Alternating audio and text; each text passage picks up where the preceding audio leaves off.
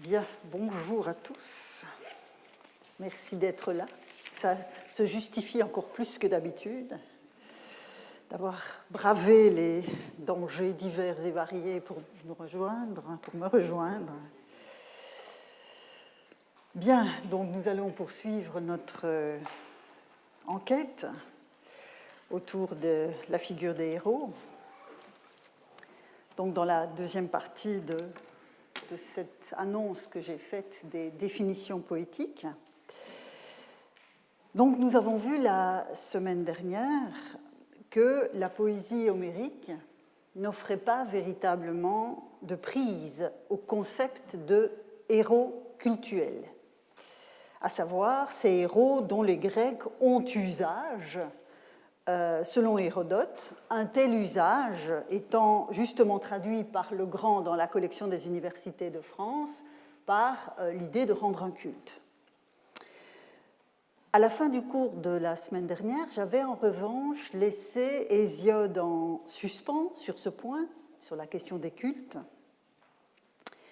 Et en refermant mon propos, j'avais insisté sur la référence à un Géras royal, que vous avez ici en grâce à l'écran.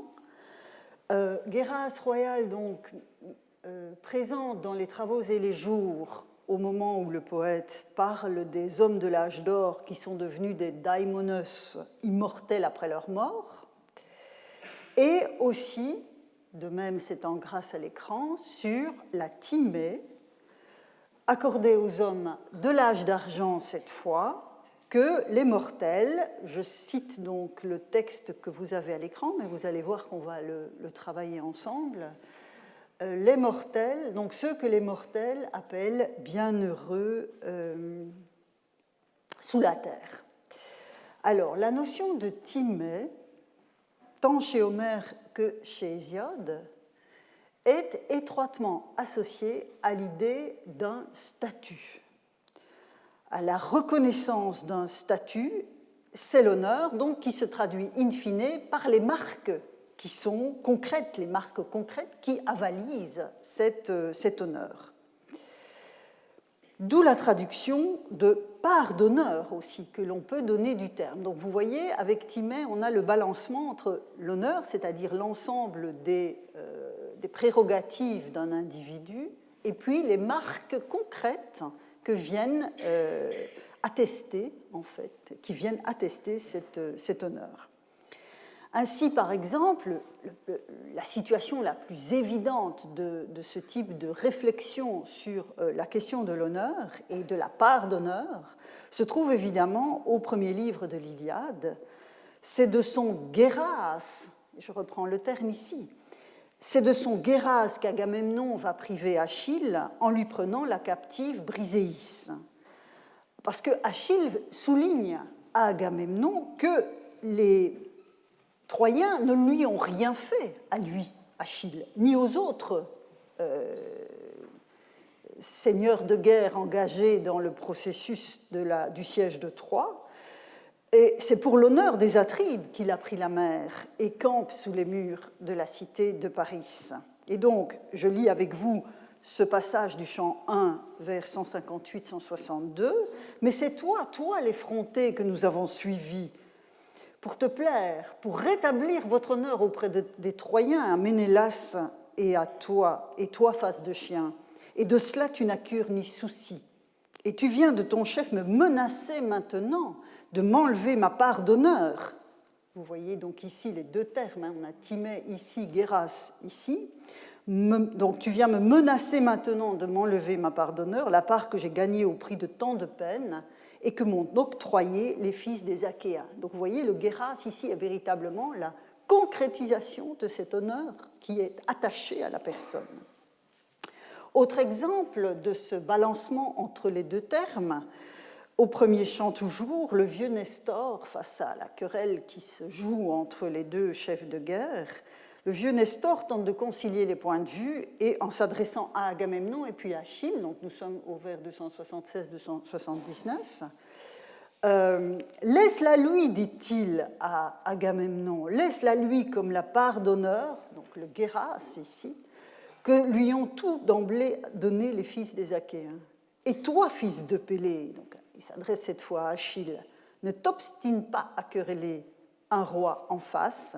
L'honneur n'est pas égal, voilà Timée, que possède un roi porte-sceptre à qui Zeus a donné la gloire. Et vous voyez qu'ici, la gloire, c'est le kudos. Donc, comme vous le savez parfaitement bien, l'Iliade tourne autour de la colère d'Achille, et cette colère est tout entière centrée sur la question de la Timée et du Géras. Alors, les variations sont diverses, évidemment, car les attentes sont multiples en ces matières. Ainsi, autre exemple, pour déplacer légèrement le registre que jusqu'à présent j'ai ancré dans la querelle entre les deux chefs, au chant 24, donc là nous sommes à l'autre bout de l'épopée, Héra et Apollon, donc nous sommes aussi dans le monde des dieux, se querellent à propos du sort d'Hector. En effet, Hector a péri sous les coups d'Achille, et Achille, voulant venger la mort de Patrocle, outrage le cadavre depuis des jours. Et donc Apollon, qui est un fervent défenseur des Troyens, s'indigne de la situation et, en disant bon, il faut que ça s'arrête, hein, il faut qu'on puisse rendre les hommages funéraires à Hector.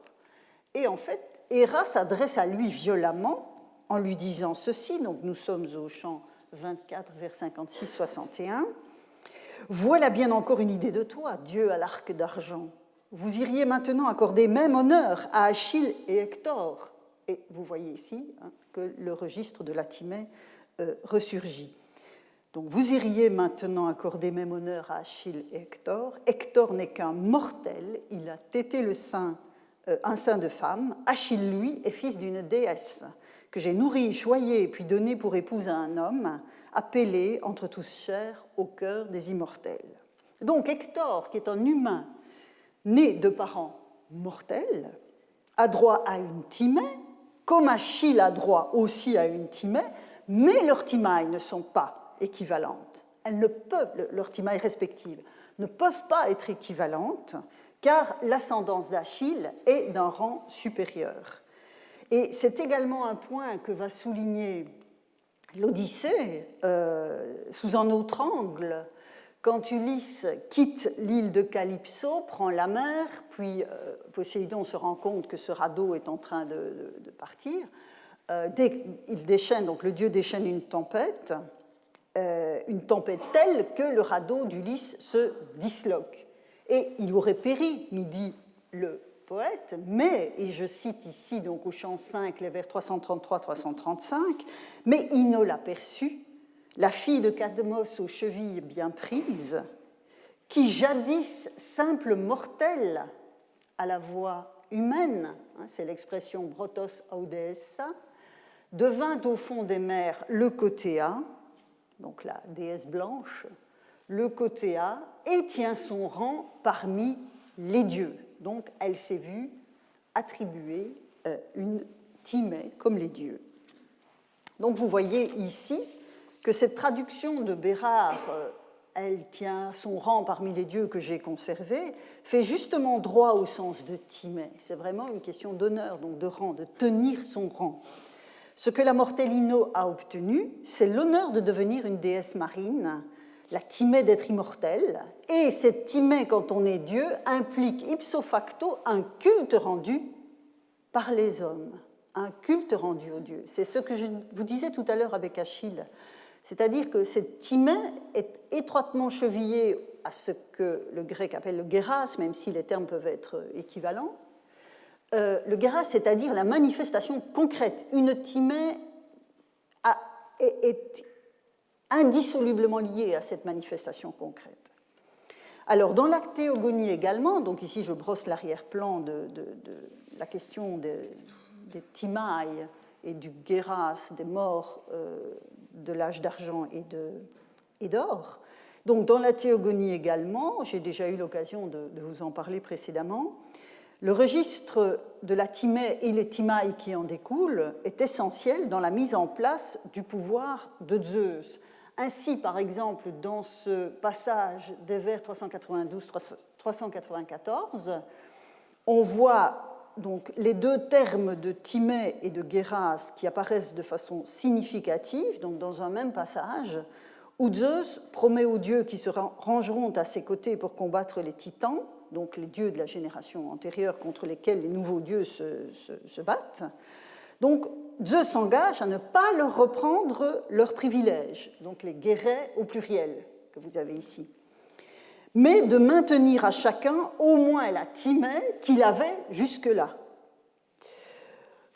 Et donc, vous voyez ici la traduction, donc il dit qu'à tout dieu qui se rangerait à ses côtés pour combattre les titans, il n'arracherait pas, quel qu'il fût, ses privilèges, mais que chacun garderait au moins l'honneur qui était le sien jusque-là parmi les dieux immortels. Donc, la Timée des dieux, si elle se détermine entre immortels, hein, comme on le voit ici dans la Thégonie, qui est évidemment une intrigue spécifique, puisqu'elle raconte précisément l'accession de Zeus au pouvoir. Donc, cette Timée des dieux comporte un indispensable versant humain. C'est ce que je vous disais il y a 2 secondes. Et donc, on le voit, par exemple, dans un passage que je vous ai déjà mis sous les yeux l'année dernière pour d'autres raisons. Nous sommes toujours donc, dans la Théogonie au vers 201-206, au moment où, après l'émergence d'Aphrodite de la mer et de l'écume du sexe tranché d'Ouranos, donc la déesse se voit en quelque sorte reconnaître sa Timée. Et donc, que nous dit le poète? Je lis la traduction avec vous. Eros se mit à ses côtés, et le Béliméros la suivait dès qu'elle fut née et se dirigea vers la famille des dieux. Dès l'origine, elle a eu cette part d'honneur. Et vous voyez revenir la Timée. Un lot, en l'occurrence c'est Moira, un lot lui revient parmi les êtres humains et les dieux immortels. Et vous voyez ici l'expression en anthropoïsi kai athanatoisitheoisi. Et parmi les êtres humains et les dieux immortels, entretien intime de jeune fille, sourire, tromperie sans issue, suave jouissance, union intime, apaisement. Donc, vous avez très clairement affirmé ici, hein, jusqu'ici c'était implicite, ici ça devient explicite, cette affirmation que la Timée s'exerce à la fois à l'intérieur du monde des dieux, mais aussi à l'égard des mortels, qui doivent dès lors cette réciprocité. Et toujours dans la Théogonie, cette fois-ci au vers 411-420, l'impact humain de la Timée divine se marque tout particulièrement dans un long passage dont je n'ai pris qu'une partie ici, qu'Hésiode va consacrer à la déesse Hécate. Et donc, dans ces vers que je lis avec vous, on voit à nouveau se profiler ces notions que je dessine depuis un moment. Donc, je lis avec vous, elle, Astérie, donc c'est la mère d'Hécate, devenue grosse, enfanta Hécate que plus que toute divinité, Zeus, fils de Cronos, mit à l'honneur. Et vous voyez ici le verbe timao. Donc, on est toujours dans ce même registre sémantique. Elle lui a prodigué des dons splendides, ici ce sont les Dora, le droit d'avoir sa part et de la terre et de la mer stérile, même du ciel étoilé, elle a reçu sa part d'honneur, et ainsi pour les dieux immortels, elle est au plus haut des honneurs. Alors, je n'ai pas hésité à opérer cette répétition, enfin à suivre Bonafé dans sa traduction très répétitive, parce que vous voyez, je les ai mis en évidence, vous avez une récurrence. Donc, on retrouve Moïra comme pour Aphrodite tout à l'heure, mais vous avez une récurrence de Timée, Timan, donc le verbe, le substantif, vous voyez ici encore le verbe, le substantif, donc c'est vraiment extrêmement récurrent. Donc, elle est au plus haut des honneurs parmi les dieux, pour les dieux immortels, car aujourd'hui même, quand, où que ce soit, l'un des humains de la Terre, et vous voyez, nous arrivons ici au registre des humains de la Terre, que je retrouve ma traduction, donc l'un des humains de la Terre, par un beau sacrifice accompli selon l'usage, cherche à se concilier la faveur divine, il invoque Hécate, et les honneurs s'attachent en nombre, sans peine aucune, au pas de qui voit la déesse, si son cœur l'y porte, accepter ses prières.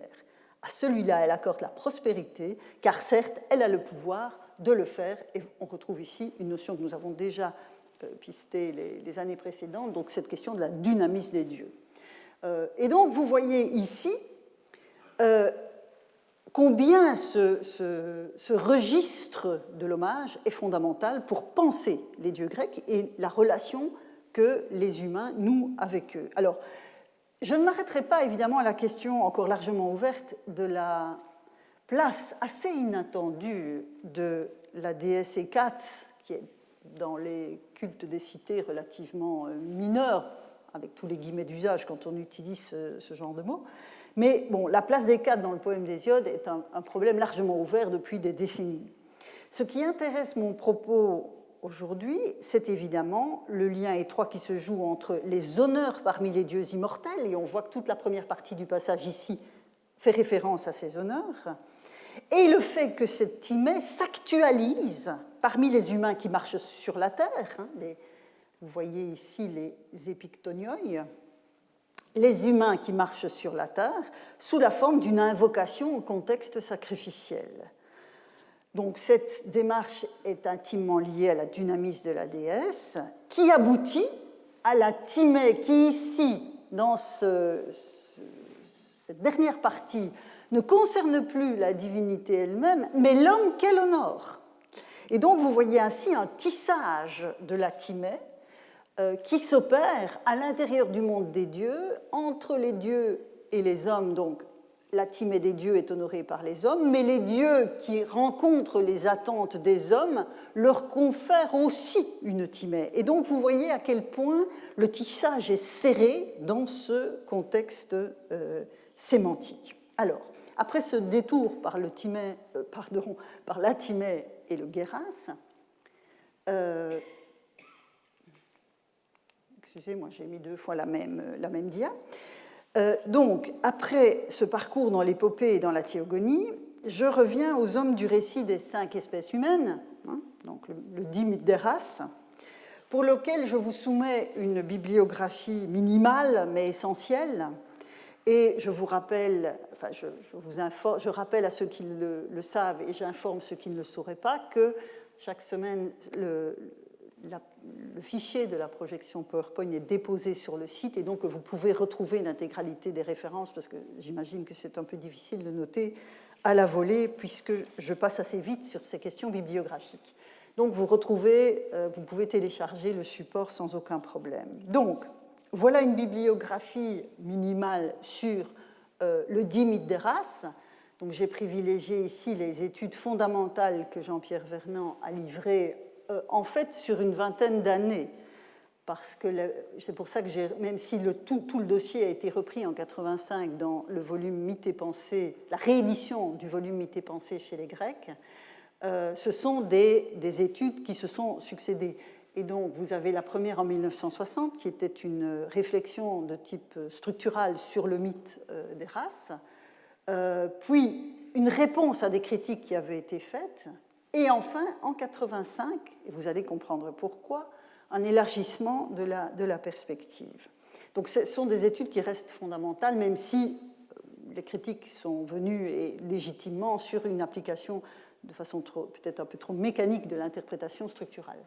Vous avez donc aussi en parallèle Jean Rudart qui écrivait aussi sur le mythe hésiodique d'Eras, Christian Survin-Winwood, donc en 1997, et enfin une référence que je vous ai déjà mise sous les yeux l'an dernier, celle de Claude Calame, donc Succession des âges et pragmatique poétique de la justice, le récit hésiodique des 5 espèces humaines en 2004. Donc, sur base donc, de ce que nous venons de parcourir à propos de la Timée et du Guéras, et en sachant qu'il y a derrière cette réflexion toute une série d'études, je reviens à mon point de départ, à savoir les hommages qui sont réservés de manière post-mortem aux humains décédés de l'âge les humains de l'âge d'or, du Génos d'or, et ceux du Génos d'argent. Alors, vous vous souvenez, donc on a Guéras d'un côté, Timée de l'autre. Ici, ils sont synonymes. Assurément, vous avez vu que c'était possible. Cette synonymie était bien attestée par ailleurs. Il s'agit de la part d'honneur qui revient aux espèces humaines d'or et d'argent qui se sont éteintes. Donc, pour filer l'argument que j'ai développé jusqu'ici, les 2 termes marquent donc la reconnaissance du statut qui est dévolue à ces groupes après que la terre les a ensevelis, comme le dit Hésiode. Mais un statut ne tient pas tout seul, si vous me permettez cette expression, puisqu'il impose que soient alloués des éléments concrets qui l'expriment, qui le soulignent, qui lui donnent de l'épaisseur. C'est ça la colère d'Achille. C'est ça la colère d'Achille. Et donc, dans les travaux et les jours, on voit bien, par exemple, que peu avant, donc dans la description du comportement des hommes de l'âge d'argent, ce qui suscite la colère de Zeus à leur égard et qui fait qu'il les ensevelit dans la terre, c'est qu'il refusait, et je lis avec vous ce passage, donc les vers 135-139, il refusait de prendre soin des immortels et de sacrifier sur les autels sacrés des bienheureux, comme il est imposé aux humains selon de justes coutumes. Zeus, fils de Cronos, dans sa colère, les ensevelit alors, puisqu'il n'accordait aucun honneur aux dieux bienheureux qui tiennent l'Olympe. Et vous voyez, alors on a le registre de la thérapeia, le fait de prendre soin d'eux, mais vous retrouvez ici la timée, les timailles. Donc, les hommes d'or, les hommes de l'âge d'or, sont devenus, vous vous souvenez, des immortels gardiens, des humains mortels qui vivent sur la terre. Et j'ai souligné plusieurs fois, je n'y reviens pas dans le détail, qu'il s'agissait d'entités étroitement associées au pouvoir de Zeus, voire la manifestation même du pouvoir de Zeus. On l'a encore vu au début des cours de cette année avec l'agathos daimon, dont je vous ai parlé, avec ce rapport de l'agathos daimon à la figure de Zeus. Donc leur guéras royal, puisque c'est cela qui qualifie le guéras de ce texte, il est royal, doit impliquer des honneurs qui relèvent d'un culte divin, pour toutes les raisons que j'ai évoquées en passant en revue aussi bien les textes de l'épopée homérique que de la théogonie. Alors, les entités secondes, donc les deutéroi, comme dit le grec, n'ont pas le même statut d'immortels sur la terre.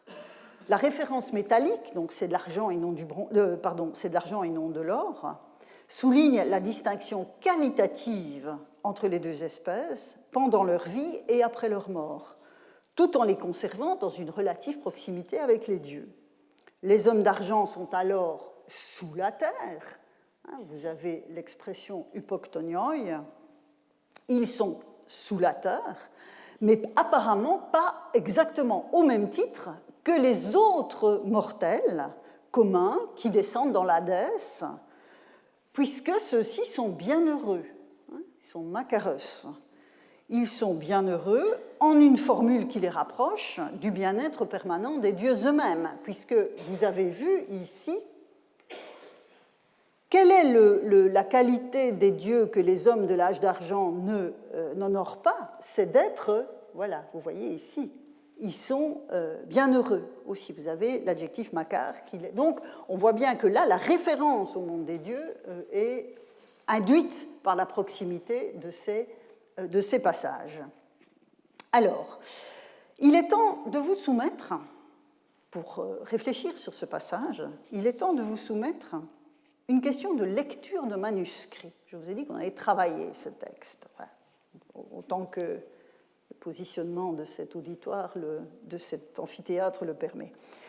En effet, donc j'ai jusqu'ici favorisé la formule que vous avez sous les yeux, qui donne aux mortels au datif, ici, dans la construction passive, le rôle d'agent de l'action d'appeler, en traduisant donc les mortels, les appels, les bienheureux sous la terre.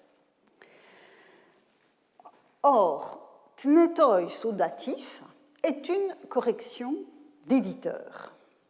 Quand on regarde les manuscrits, on voit qu'ils portent tnetoi, c'est-à-dire un nominatif, ce qui impose alors de traduire, et je vous soumets l'autre traduction donc, ils sont appelés mortels bienheureux sous la terre, voire ces mortels sont appelés bienheureux sous la terre. Entité seconde, etc. Donc l'édition des belles lettres, donc, dont j'emprunte les traductions généralement, maintient la correction, mais un philologue aussi éminent que Martin West à Oxford avait préféré conserver la lecture des manuscrits. Alors, C'est une alternative qui est essentielle pour notre propos.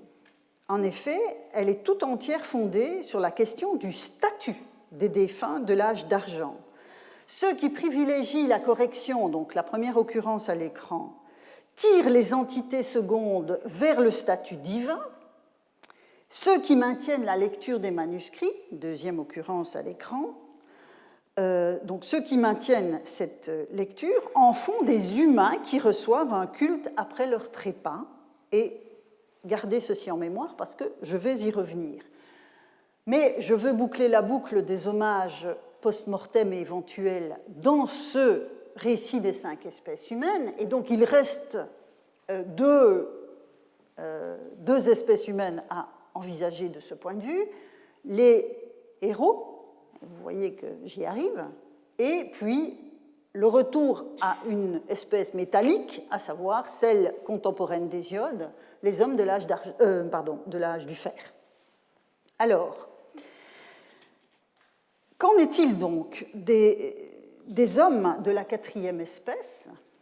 Le génos divin, vous vous souvenez de l'expression que nous avons vue la semaine dernière, le génos divin d'hommes héros que l'on appelle hémitéoi,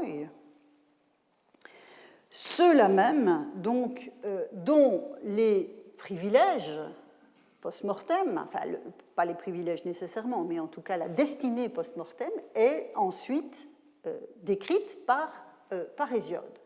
Donc vous vous souvenez, c'est un texte qu'on a lu ensemble la semaine dernière.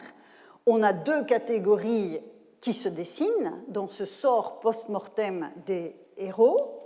Certains d'entre eux descendent dans l'Hadès, donc cet endroit fort peu avenant que décrit notamment le chant 11 de l'Odyssée, et d'autres sont installés aux îles des Bienheureux. Donc on a cette alternative. Alors l'autre groupe qui descend dans l'Hadès dans le récit d'Hésiode, c'est le Génos de bronze, mais vous vous souvenez, on en a parlé la semaine dernière, ces hommes de l'âge du bronze qui s'autodétruisent dans des combats permanents restent anonymes. Dans l'au-delà, après leur mort, ils restent anonymes. Ce n'est pas tout à fait le cas des seigneurs de guerre de l'épopée, et même si ce n'est pas dit ici, ça devait être évidemment évident pour l'auditoire du récit des travaux, puisque le kléos, donc la gloire induite par le chant, résonne précisément dans le récit de leurs exploits. Quant aux îles des Bienheureux, donc vous voyez ici le fait d'aller dans l'Hadès, certes, est similaire à ce que l'on voit dans l'épopée, mais évidemment, le sort de ces héros dans l'Hadès n'est pas le même. Le statut post-mortem n'est pas tout à fait le même que celui des hommes de l'âge du bronze qui sont simplement autodétruits et anonymes, dans la mesure où il y a précisément le kléos du chant, qui reste valide pour eux. Et donc, quant aux îles des Bienheureux, elles isolent en fait les héros fortunés, j'avais mis en évidence cette expression olbioi héroès, les héros fortunés du monde des hommes, ce qui laisse entendre qu'aucun culte ne leur est rendu. En tout cas, vous remarquez que dans ce passage, on n'a à aucun moment le registre, le vocabulaire de la Timée et du Guéras qui apparaît. Alors, je souligne encore que, comme ça j'aurais fini le tour de ces 5 espèces humaines, le 5e Génos n'est pas créé par Zeus. Vous voyez ici la jonction entre le Génos des héros et celui de l'âge du fer est simplement exprimée par cette phrase « Nun garde Génos estis sideron », car c'est maintenant le Génos de fer. Donc il n'y a pas d'acte créateur comme on l'a pour les autres Génets. Il émane simplement de la génération antérieure, que j'ai mis en évidence ici à l'écran. Donc, en fait, quand on regarde cette transition, on constate que les héros descendus dans l'Hadès et ceux qui ont été placés dans les îles des Bienheureux ne sont pas le signe d'une extinction du génos des héros comme celle des Génets précédents que le sol avait recouvert dans leur totalité. Le génos de fer va simplement prendre le relais la suite du génos divin formé des hommes héros par l'effet de la succession des générations. C'est en tout cas ce que l'on peut déduire de ces articulations du récit. On peut dès lors, me semble-t-il, ajouter un autre élément d'explication à l'appellation de demi-dieu à laquelle je m'étais arrêtée la semaine dernière en vous disant ce qu'elle me semblait avoir de relativement conventionnel, puisque ce n'était pas la totalité de ce divin génos des héros, partis vers Troie et vers Thèbes, qui comptait une double ascendance. Vous vous souvenez, j'avais pris le parallèle de Nérée, le vieux de la mer, dont on voit bien dans l'expression de la théogonie que cette appellation de vieux est conventionnelle pour dire autre chose.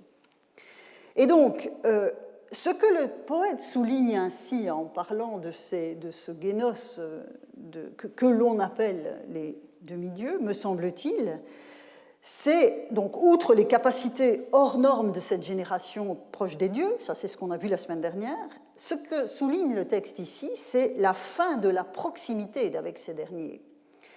Que cette proximité soit fondée sur cette double ascendance issue d'une union entre mortels et dieux, ou d'une force exceptionnelle, à l'instar de ce que nous avons vu pour Diomède qui prenait la pierre, une pierre impossible à porter pour un homme d'aujourd'hui, et qui en frappait Énée. Donc, ce n'est pas la génération, je le redis, la génération entière qui disparaît, donc la génération des héros dont il est question ici, mais bien les représentants d'une proximité forte avec les dieux, c'est-à-dire une partie des seigneurs de guerre des cycles épiques, qu'ils soient ou non des demi-dieux au sens propre. Donc ça, je voulais le préciser, enfin en tout cas prendre l'occasion de ce tour de piste des 5 espèces humaines pour le préciser. Mais rien ne permet, vous l'aurez vu, de déduire du récit des 5 espèces humaines l'existence de cultes héroïques, au sens de rituels dévolus par les hommes à des entités appelées héros. En conséquence, pas plus que dans l'épopée homérique, me semble-t-il, dans l'œuvre hésiodique, on ne trouve la trace de ce type d'hommage voué par des humains à des figures du passé, portant le même nom générique que les protagonistes de l'épopée homérique et des cycles épiques en général. Les seuls hommages que dessine le récit des 5 espèces humaines s'adressent d'une part aux daimonos, c'est-à-dire aux entités terrestres surveillantes, phylakos, anthropneton, anthropon, donc gardiens des hommes mortels, ces daimonos qui émanent de Zeus, et on a vu l'an dernier de quoi il était question.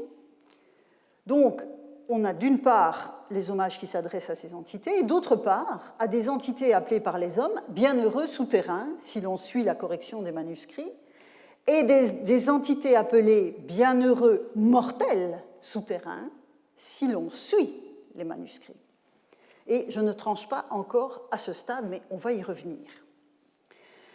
La question qu'on peut se poser dès lors, à partir du moment où, ni dans l'épopée homérique, ni dans l'œuvre hésiodique, on ne trouve trace de ces cultes héroïques, quand apparaît alors le culte des héros? Et donc j'entends par là des rituels alloués, je le répète, à des figures explicitement dénommées héros.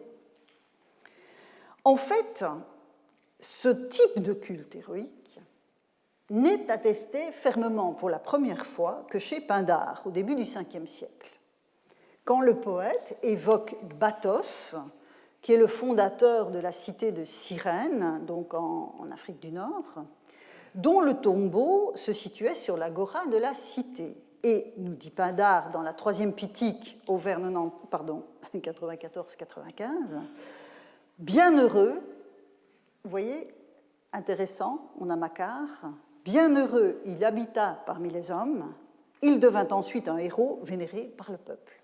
Donc vous voyez, il est Macquart. Quand il est parmi les hommes, c'est intéressant, on voit bien, ça on avait vu l'année dernière, que Macquart pouvait parfois être attribué à des mortels particulièrement considérés comme heureux. C'était la manière dont Priam, par exemple, observant Agamemnon dans la plaine de Troie, le qualifiait aussi. Donc, bienheureux, il habita parmi les hommes, donc vous voyez, meta anthron. Il devint ensuite un héros vénéré par le peuple, héros depeita laosebes.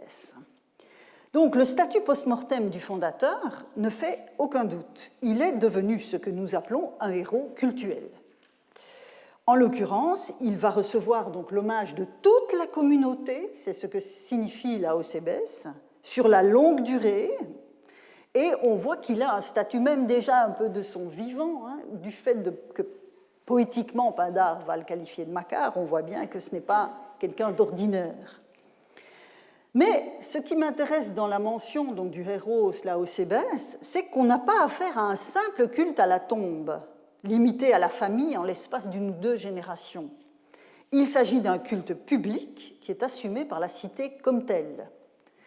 Chez d'autres auteurs de tout le Ve siècle, et évidemment je vous épargne le dossier sinon on n'en sortira pas, en poésie comme en prose, la catégorie du héros comme entité suprahumaine qui reçoit un culte est bien attestée. Et ce sont des choses que nous verrons notamment dans les 2 semaines qui viennent. Et je vous renvoie évidemment, entre bien d'autres exemples, à la réflexion d'Hérodote, dont tout ceci est parti sur l'absence des héros en Égypte, qui, par contraste, atteste évidemment leur importance en Grèce, Hérodote écrivant dans la 2e moitié du Ve siècle. Par ailleurs, et je reviens un bref moment à Pindare, en poète nourri du travail de ses devanciers, Pindare va recourir aussi, et largement, au terme de héros, je n'ai pas pris d'exemple, ils sont nombreux, au sens honorifique de seigneur, sans qu'il faille forcément y voir une référence à un culte rendu à la personne ainsi qualifiée. Donc Pindare est héritier de ce point de vue-là, de l'usage de héros que l'on trouve dans l'épopée et que nous avons analysé la semaine dernière. Donc ce que j'ai appelé les seigneurs de guerre ou toutes ces figures, ces protagonistes de l'épopée homérique qui ont une qualification particulière. On l'avait vu pour le chanteur des Modokos, pour un devin, donc des figures avec ce titre de héros au sens honorifique. Alors, doit-on en déduire qu'il s'agit de 2 sens différents du même terme? Héros cultuel d'un côté, titre honorifique de l'autre.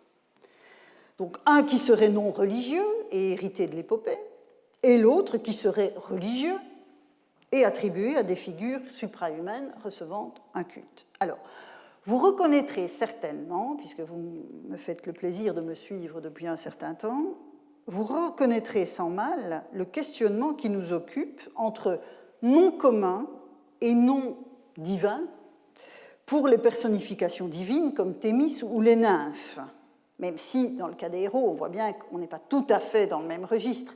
Mais ce questionnement des modernes sur un sens qui serait commun et un sens qui ne le serait pas est très symptomatique. Et un tel questionnement, concernant les héros, pose le problème aussi de l'origine du culte des héros, dont je dois vous dire un mot. Et je ne parle plus ici uniquement de la question de l'apparition, la première occurrence assurée d'un culte héroïque dans la tradition littéraire, hein, puisque c'est avec Pindare elle émerge à notre connaissance, mais plus généralement, d'un point de vue historique, le problème de l'origine du culte des héros, dans la mesure où cette affaire a une longue histoire qui n'est pas close à ce jour et qui n'est pas sans importance pour mon propos sur la catégorisation des entités suprahumaines. Donc nous allons faire petite excursion dans l'historiographie de ce thème de l'origine du culte des héros. Donc vous allez voir qu'il se pose en tout cas a priori indépendamment de cette question du surgissement de la catégorie dans les traditions littéraires. Alors, on va remonter le temps et retrouver un auteur que nous avons déjà fréquenté. Dans son célèbre ouvrage, donc Psyché, qui a été traduit en français très vite et puis qui a connu récemment, je vous l'avais dit, une traduction augmentée et tout à fait remarquable, publiée aux Belles Lettres. Donc, traduite en français, Le culte de l'âme chez les Grecs et leur croyance à l'immortalité. Et dans cet ouvrage, donc, Erwin Rode posait la question de l'origine du culte des héros en la chevillant à la croyance des Grecs en l'immortalité de l'âme, puisque vous voyez par le titre que c'était son sujet, son enquête. Alors, avec beaucoup de justesse, Rhodes commence, donc nous sommes à la fin du XIXe siècle, par critiquer une théorie en vogue à son époque, c'est celle qui fait des héros des dieux déchus, c'est-à-dire d'anciens dieux qui, par on ne sait pas très bien quel effet, mais en tout cas le temps qui passe, auraient été dégradés dans leur statut divin pour devenir des héros. Et donc Rhodes critique cette vision des choses et tente d'aborder le problème autrement. Selon lui, donc, non seulement les héros n'étaient pas d'anciens dieux, mais il fallait aussi, selon lui, on va voir tout de suite émerger le problème que je viens de vous soumettre, il faut dissocier les héros épiques et les héros cultuels, puisque, je le cite dans la traduction française, il est peu plausible en soi, écrit-il, donc page 125 de la traduction française de 2017, il est peu plausible en soi qu'un culte quelconque ait pu tirer son origine des excitations de la fantaisie de l'épopée, et c'est très intéressant comme vision de l'épopée, ne se proposant que de charmer. C'est sur ce culte que repose à proprement parler la croyance, c'est sur le culte, pardon, que repose à proprement parler la croyance aux héros. Je n'ai plus de vous présenter ce passage, au-delà du fait que ça intéresse notre propos, parce qu'on voit bien de ce point de vue combien, en un siècle, la vision de l'épopée a changé de ce point de vue. Vous voyez que là, quelque part, l'épopée, ce n'est pas une source très sérieuse quand on s'occupe de religion, puisque c'est de la fantaisie qui ne se propose que de charmer. Vous savez maintenant que ce n'est pas du tout mon point de vue en matière de religion. Mais voilà, c'est intéressant de le voir exposé aussi clairement dans un texte. Alors, dans la perspective de Rhodes, le culte des héros est une forme de culte des ancêtres, des familles nobles, qui n'a donc rien à voir, selon lui, avec l'épopée. C'est, selon Rhodes, et en cela il était en revanche très précurseur, c'est l'émergence de la cité qui aurait transformé le culte ancestral de ces familles en cultes héroïques. En 1918, pour revenir du côté de la France, Paul Foucard, dans un ouvrage intitulé « Le culte des héros chez les Grecs », se saisissait lui aussi du problème et pourfendant à son tour et à bon droit la thèse des anciens dieux déchus. Selon lui, le culte des héros serait ancré dans la croyance irraisonnée en la survivance des morts et pourrait remonter à la période mycénienne. Donc lui, il fait le grand saut jusqu'au milieu du deuxième millénaire. Ce culte des héros serait donc antérieur à l'épopée, et Foucard considère qu'il aurait pu contribuer à la création des héros fictifs. Donc vous voyez que se pose toujours, se pose d'emblée la question des héros de l'épopée et des héros du culte. En 1921, Lewis Farnell, donc dans un ouvrage intitulé Greek Hero Cults and Ideas of Immortality, vous voyez combien la question de l'immortalité travaille les savants en ce temps-là, et ce sont donc des conférences qu'il avait données à l'université de St. Andrews. Lewis donc s'attaquait également, comme Rhodes, donc à la question de l'immortalité et prenait les héros comme pierre de touche. Alors, il soulignait, lui, la nécessité de distinguer entre une attention portée à la tombe et un culte proprement dit. Donc la première étant fondée sur une démarche affective à l'égard des morts, on pourrait presque dire qu'il s'agit alors d'un culte familial. Et le second, donc, à savoir le culte collectif, fondé non plus sur l'attention aux morts, mais sur la peur qu'ils ne soient actifs et donc sur la nécessité de les propitier. Alors, Farnell n'excluait pas l'hypothèse que les héros épiques aient reçu un culte avant d'entrer dans l'épopée, et il soulignait donc que bon nombre de cultes héroïques, et c'est un point sur lequel je vais revenir, ne présentaient aucune trace d'ancestralité. Beaucoup de cultes héroïques ne sont aucunement attachés à une perspective de longue durée comme le serait un culte ancestral. Et enfin, il soutenait que l'épopée, donc je suis toujours chez Farnell, soulignait que l'épopée avait pu avoir une influence sur le développement des cultes héroïques sans qu'il faille y voir donc des cultes ancestraux. Alors, à ce moment-là, donc nous sommes dans première partie du XXe siècle, le débat tourne autour de l'interaction entre l'épopée et les cultes héroïques. Il va se renforcer, ce débat-là, par l'ajout d'une autre composante, une dimension cette fois-ci archéologique, avec l'étude des dépôts votifs qui ont été mis au jour dans certaines tombes mycéniennes. Et c'est en 1937, comme ça vous avez l'ensemble du dossier du début donc, de cette discussion, en 1937, Carl Blegen publie donc un article dans une revue grecque, une revue d'archéologie, sur les tombes de la fin de la période helladique dans la plaine de Prosimna, c'est-à-dire la plaine où se trouvent les rayons d'Argos. Donc nous sommes au cœur de l'Argolide. Et près d'un tiers des chambres funéraires des tombes mycéniennes, donc elles sont assurément mycéniennes, donc elles remontent à la deuxième moitié du deuxième millénaire, enfin plutôt la fin du deuxième millénaire, puisque nous sommes dans l'helladique récent. Donc, près d'un tiers des chambres funéraires qu'il fouille, donc Blegen fouille là-bas, à Prosimna, contiennent des dépôts d'objets en métal et en céramique datant de la fin de la période géométrique et de la période archaïque. Donc vous voyez, il y a un hiatus chronologique important entre la date des tombes et la date de ce qu'on y a trouvé. Et selon Blegen, il s'agit de la trace d'un culte des ancêtres. Selon lui, les Mycéniens sont les héros d'Homère et les tombes mycéniennes sont au centre de la puissance de héros qui sont considérés comme des ancêtres. Mais cette tendance interprétative donc, qui lie les cultes héroïques aux souvenirs d'ancêtres mycéniens véhiculés par l'épopée va se trouver compliquée par d'autres découvertes archéologiques, à savoir des sanctuaires indépendants des tombes où sont a priori honorés des héros de l'épopée. Ce sera le cas, donc ce sont des découvertes qui ont été faites au cours du XXe siècle. Un sanctuaire du 8e siècle, qui remonte au 8e siècle, attribué, donc un sanctuaire du 8e siècle à Mycène, attribué à Agamemnon, mais, j'insiste, par une inscription du IVe siècle.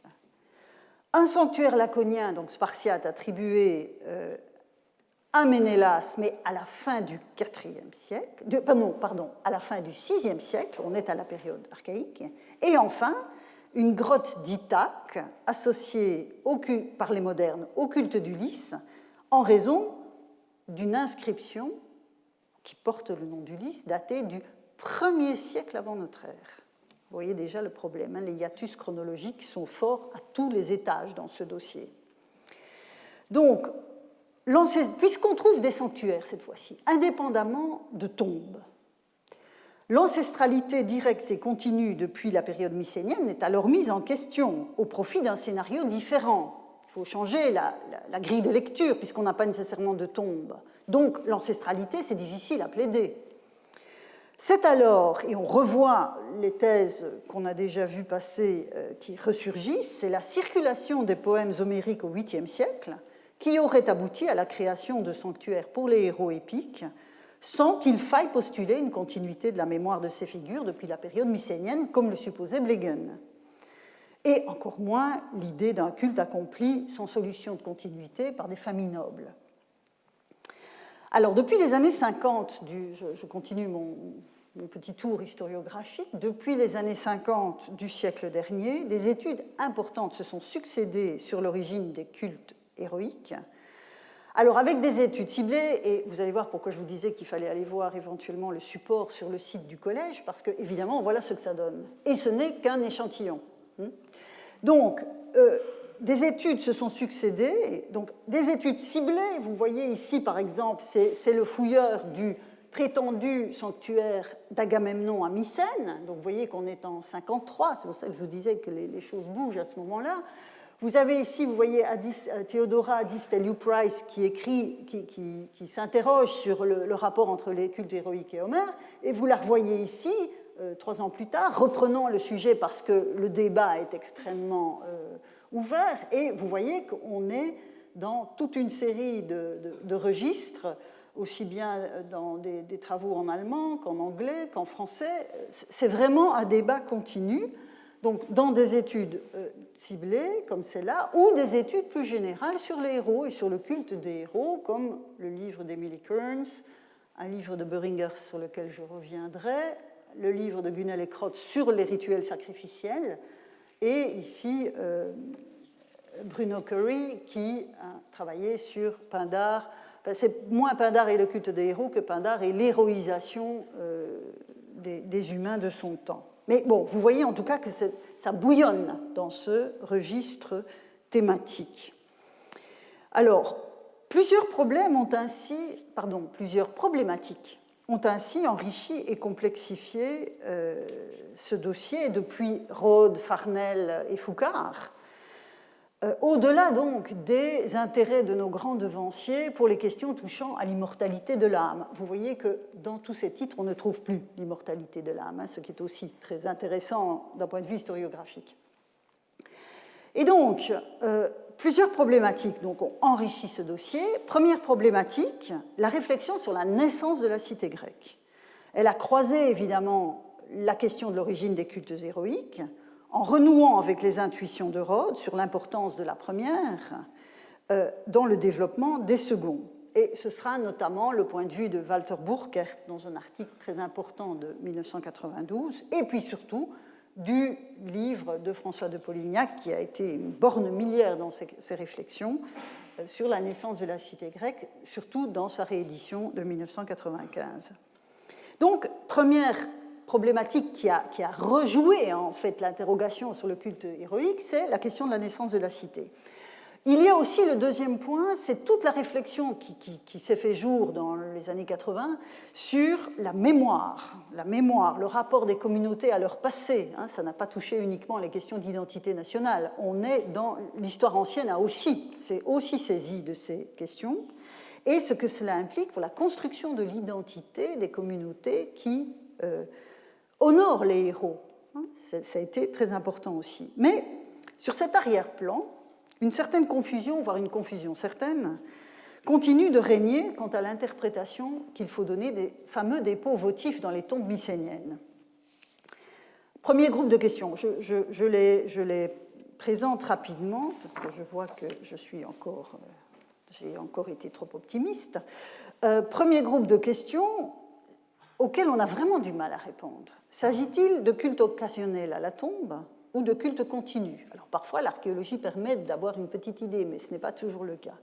Sont-ils le fait de groupes aristocratiques qui s'opposeraient à l'émergence de la cité, puisque ça a été une des hypothèses, ou de communautés qui sont déjà interprétables sur un plan civique? La relation ainsi établie avec ces prestigieux ancêtres est-elle précisément de l'ordre de l'ancestralité supposée ou de l'ordre de l'appropriation territoriale, sachant que les deux points de vue ne sont évidemment pas incompatibles? Autre question qui reste ouverte, c'est celle de la cristallisation de l'épopée homérique que l'on date entre les 9e et 6e siècles, donc c'est selon les spécialistes, mais que l'on s'accorde en général à placer plus ou moins 8e, début 7e. Donc cette cristallisation a-t-elle pu contribuer à l'intérêt manifesté pour les tombes mycéniennes et partant à la mise en place des cultes héroïques? Dernière question qui n'est pas moins ouverte, les sanctuaires datés des débuts de la période archaïque et attribués plus tard, je vous ai donné les dates, à des figures épiques comme Agamemnon, Ménélas ou Ulysse, sont-ils déjà ces sanctuaires des sanctuaires héroïques au temps de leur établissement? Ce n'est pas parce que vous avez le sanctuaire de Ménélas à Mycène, dit de Ménélas à Mycène au 8e siècle, avec une inscription à Ménélas à la fin du 6e, que dès le 8e siècle, on a affaire à Ménélas. Donc vous voyez, c'est vraiment un problème de hiatus chronologique. Donc la complexité de ce dossier vient en partie des raisonnements circulaires que risque d'induire la mise en regard des textes littéraires et de la documentation archéologique, chaque domaine faisant appel au matériel de l'autre pour construire ses hypothèses. Et donc, on tourne un peu en rond. Et parce qu'à l'intérieur de chaque domaine de recherche, les avis divergent. Les philologues se divisent sur la question de savoir si Homère et Hésiode connaissaient ou non les cultes héroïques tels que le 5e siècle en atteste l'existence, et c'est ce dossier que j'ai repris devant vous pour vous montrer que, selon moi, on n'a pas de traces des cultes héroïques dans ce contexte. Les archéologues évoquent tantôt des cultes à la tombe, tantôt des cultes ancestraux, tantôt des cultes héroïques pour rendre compte du matériel trouvé dans ces tombes mycéniennes. Pour ne rien dire donc des difficultés que je viens d'évoquer, du hiatus entre un sanctuaire du 8e siècle qui est attribué à un héros épique au 6e, voire au 4e, voire au 1er siècle. Les historiens les plus critiques ont dès lors déconstruit, non sans quelques raisons, les dossiers qui installaient les héros épiques dans leur sanctuaire dès la période archaïque, alors que leur nom n'apparaît que plus tard. Et c'est le cas notamment d'un très bel article d'Isabelle Ratino-Lashkar, publié en 2001, pour les cultes d'Agamemnon, Ménélas et Ulysse. C'est une leçon de méthode et de prudence. En 2006, donc plus près de nous encore, Jan Bremer va aller plus loin et considérer que les cultes héroïques, dans leur ensemble, datent au plus tôt de la fin du VIe siècle, car selon lui, et je traduis ce passage de l'article, donc page 17, il est impossible de parler de culte héroïque au 8e siècle, donc selon lui, si nous ne sommes pas sûrs qu'il existe une catégorie de héros dénommée et conceptualisée en opposition à celle des dieux. Comme nous le savons, ce n'est pas le cas. Donc il faut, selon lui, attendre le 5e siècle, mais donc il remonte ça quand même au 6e, puisque c'est sur les textes qu'il s'appuie pour ce faire. Donc pour lui, bon, il faut attendre Pindare et puis d'autres fragments qu'il convoque, mais qui sont encore plus problématiques, et je ne vous en parle pas. Donc nous sommes au cœur de notre problème, puisque vous voyez que ce qu'il invoque, c'est la catégorie du héros, et donc la catégorisation du divin que je tente de reconstruire. Bon, vous allez m'accorder 5 minutes. Alors, de ce qui ressemble soit à des sables mouvants, soit à un champ de ruines, que pouvons-nous déduire pour notre propos, à savoir donc l'interrogation sur les définitions poétiques du statut héroïque, sachant que la semaine prochaine, on attaquera les cultes. J'en reviens dès lors aux acquis de notre analyse des textes poétiques. Le recours au terme de héros est donc comparable dans l'épopée homérique et chez Hésiode. Il s'agit de l'appellation honorifique des seigneurs de guerre des cycles épiques, ainsi que de figures qui assument, sous d'autres aspects que le maniement des armes, une autorité dans la société du temps de la guerre de Troie. Ni dans l'un ni dans l'autre cas ne sont attestés, donc ni dans l'Iliade ni dans l'Odyssée, donc ni pour les seigneurs de guerre ni pour les autres figures d'autorité, ne sont attestés des cultes aux figures qui sont mises en scène.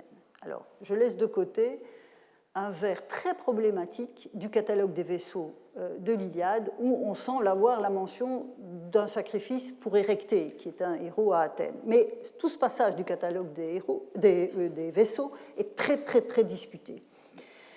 En revanche, je reviens à Hésiode. Dans son récit des 5 espèces humaines, Hésiode évoque bel et bien une timée accordée à des entités secondes, avec donc cette question de l'établissement du texte. Donc, ceux qui conservent le datif, je reviens à cette question d'établissement du texte, ceux qui conservent le datif voient donc dans les entités en question d'autres formes des daimonos qui sont cette fois souterrains et non plus terrestres. Mais j'attire votre attention sur le fait qu'on n'a pas le terme dans le texte. Et donc, ces daimonos souterrains rempliraient, pour ceux qui favorisent donc cette première option, ils rempliraient parmi les morts la fonction de gardien allouée sur la terre aux défunts de l'âge d'or. Il s'agit alors donc d'associer étroitement les 2 premières espèces humaines, celle d'or et celle d'argent, en les plaçant sur un pied relativement égal qui est très proche des dieux, dans le cadre de leur destinée post-mortem. Donc, quelque part, à part la situation respective sur la terre et sous la terre, ce serait plus ou moins le même type d'entité. Mais, me semble-t-il, la hiérarchie qui est introduite à la fois par les métaux et à la fois par la notion de deutéroi ne plaide pas en faveur de cette option. C'est pourquoi je choisis résolument de conserver la lecture des manuscrits. Si ces entités sont secondes, c'est précisément parce qu'il s'agit, si on garde ici cette expression-ci, c'est parce qu'il s'agit de défunts mortels avec lesquels les vivants peuvent encore agir en leur séjour souterrain et non des entités divines du type des daimonos de l'âge d'or. Je ne reviens pas sur ce que je vous ai dit dans le détail à ce propos l'année dernière, mais je vous rappelle que je les avais étroitement associés à cet autre passage des Travaux et les Jours, où il était fait mention des 30 000 immortels sur la terre, donc de Zeus les immortels, gardiens des hommes mortels. Vu qu'on retrouvait l'expression phylakos neton anthropon, il me semblait qu'on pouvait associer les deux. Donc là, on a affaire à véritablement des entités immortelles. Pour le dire autrement, si ces entités sont secondes, c'est parce qu'elles ne relèvent pas du divin immortel, qui est le stade premier de la timée post-mortem, mais ces entités sont mortelles tout en conservant une puissance d'action en leur séjour souterrain. Il s'agit très précisément des composantes du statut héroïque tel qu'il est décliné dans les catégorisations de la période classique. En bref, dans l'œuvre d'Hésiode, ce que nous appelons un culte héroïque, semble bien présent, vous l'avez sous les yeux, mais sans que les destinataires de cette démarche ne soient appelés des héros. La structuration des différentes phases de l'humanité dans le récit d'Hésiode opère des distinctions qui disparaîtront par la suite, à moins qu'elles ne soient spécifiques à Hésiode lui-même. Que déduire dès lors de ce constat, donc, qui est fondé sur le texte que vous avez sous les yeux? Et là, je vais vraiment conclure. Si je repars des arguments de Jan Bremer, si je le suis, sans le mot, on n'a pas la chose. Pour le dire autrement, comme le terme de héros, selon lui, ne détermine pas une catégorie de destinataires suprahumains, de rituels avant la fin du 6e, 5e siècle, on ne peut pas considérer que les cultes héroïques soient antérieurs à ce siècle. Compte tenu de l'interprétation d'Hésiode que je viens de vous soumettre, il me semble que la position est un peu hypercritique. Alors certes, le poète travaille dans une intrigue spécifique, les Travaux et les Jours, sur la démesure d'un côté, sur l'esprit de justice de l'autre, des hommes du passé. C'est tout l'enjeu de l'œuvre elle-même. Mais pour ce faire, Hésiode tisse poétiquement des éléments connus de son auditoire, notamment en matière rituelle. C'est clair, par exemple, pour le proto-sacrifice de la crise prométhéenne dans la Théogonie.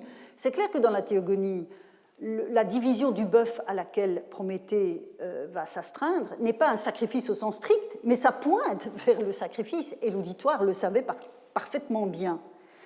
Et cela me semble être également le cas tant pour le Géras royal des daimonos de Zeus, à savoir, on l'a vu l'année dernière, l'hommage rendu à la puissance d'action des dieux sur la terre, que pour la timée des bienheureux mortels souterrains, j'adopte la traduction ut netoi eto nominatif, à savoir l'hommage rendu à des figures mortelles d'un passé ancestral que l'on continue d'honorer. Or, c'est exactement, me semble-t-il, ce que l'on trouve attesté dans certaines tombes mycéniennes de l'Attique, de l'Argolie, de la Messénie et de la Laconie, à la fin de la période géométrique et au début de la période archaïque. Et je vous renvoie pour ça aux travaux dont je vous ai montré la liste tout à l'heure. Ce qui est attesté dans ces tombes, c'est l'hommage rendu à des défunts manifestement puissants du passé. Si vous voyez les tombes à Tholos qui marquaient le paysage de ces régions, on voit bien qu'il y a là un sentiment de puissance associé à ce type de construction, pour ne rien dire du palais de Mycène, des murs cyclopéens du palais de Mycène, qui ont dû marquer très fort les imaginations. Donc, on a affaire à un hommage rendu à des défunts manifestement puissants du passé, que ce soit de façon ponctuelle par des individus, ou dans la continuité, plus ou moins longue selon le cas, par des groupes ancrés dans le territoire, quel qu'il soit. Donc vous remarquez que je reste relativement vague sur la caractérisation de ces démarches, parce qu'il me semble assez vain de chercher à opérer des distinctions subtiles avec un matériel archéologique de ce type-là, entre un culte à la tombe, un culte ancestral ou un culte archaïque, héroïque, pour ces périodes anciennes, et encore plus vain d'argumenter pour ou contre l'ancrage de ce type de démarche à la période mycénienne. Ce que je retiens du texte d'Hésiode, c'est l'existence, dès le 7e siècle, s'il faut bien placer l'œuvre d'Hésiode à ce moment-là, donc je retiens de ce texte l'existence d'une hiérarchie de Timaï entre les dieux d'une part, et les dieux ce sont les Makaros Athanatoi incontestés qui siègent sur l'Olympe, auxquels s'adjoignent les Daimonos Athanatoi du mythe des 5 espèces humaines, donc les morts de l'âge d'or. Ça, c'est le groupe, si vous voulez, des Timaï pour les entités divines. Et puis de l'autre, ceux qu'on appellera plus tard des héros, au sens cultuel, à savoir les Makaros Tnetoi du même mythe des races. Et donc, sur cet arrière-plan, il me semble que l'on peut penser autrement la question de l'influence de l'épopée, dont on ne sort pas, finalement. En effet, le culte aux Makaros Tnetoi, donc chez Hésiode, que leur culte souterrain associe étroitement à un territoire donné, puisqu'ils sont morts sous terre là où ils ont vécu, dans une certaine mesure, je pense que ce culte a dû émerger parallèlement à la mise en place des cités-États. Techniquement, on est dans le même créneau chronologique. En tout cas, certaines d'entre elles, qui ont ainsi progressivement organisé leurs relations avec une sphère suprahumaine peuplée de bienheureux immortels, mais aussi de mortels du passé. Or, si l'on a pu hésiter, si l'on hésite encore, sur la question de savoir si l'épopée homérique était amplement diffusée dès le 8e siècle, dès sa cristallisation possible par écrit, l'affaire est en fait entendue au 7e et a fortiori au 6e. Et c'est alors, si je reprends tout le dossier que je vous ai mis sous les yeux, c'est alors que les hommes puissants du passé, honorés par les vivants d'aujourd'hui, que ce soit à proximité d'un tombeau ou sur le territoire où ils étaient supposés avoir vécu, c'est alors qu'ils ont pu prendre le titre de héros, c'est-à-dire des seigneurs d'un temps révolu, devenus le seigneur que l'on invoque. Sur ce point au moins, l'impact de l'épopée est assuré. Et c'est le nom donné au statut, plutôt que le statut lui-même, qu'il est sans doute prudent d'abaisser au VIe siècle.